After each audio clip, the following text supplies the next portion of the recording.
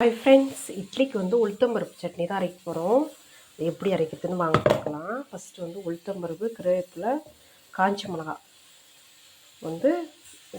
எண்ணெய் ஊற்றாத ரோஸ்ட் பண்ணி மிக்ஸி ஜாரில் சேர்த்துருக்கேன். இப்போ இங்கே பாருங்கள், ஒரு தக்காளி, ஒரு வெங்காயம், ஒரு சின்ன நெல்லிக்காய் பல் பண்ணி ஒரு 4-5 பல் பூண்டு கொஞ்சம் கல்லுப்பு போட்டு எண்ணெய் போட்டு வதக்கிட்டு இருக்கேன்.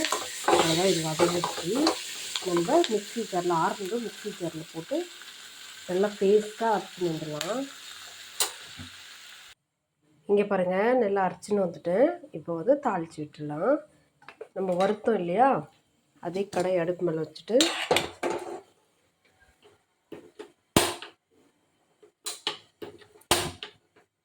கடாய் சூடாகட்டும்.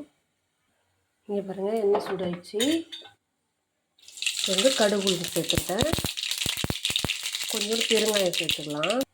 இங்கே பாருங்கள், தாளித்து விட்டுட்டேன். நான் ஒரே கையில் செல்லில் வீடியோ எடுக்கிறதுனால அதை ஊற்றும் போது வீடியோ எடுக்க முடியல. அதெல்லாம் தாளிச்சாச்சு. சூப்பராக இருக்கும் இட்லிக்கெல்லாம். நீங்களும் ட்ரை பண்ணி பாருங்கள். பாய்.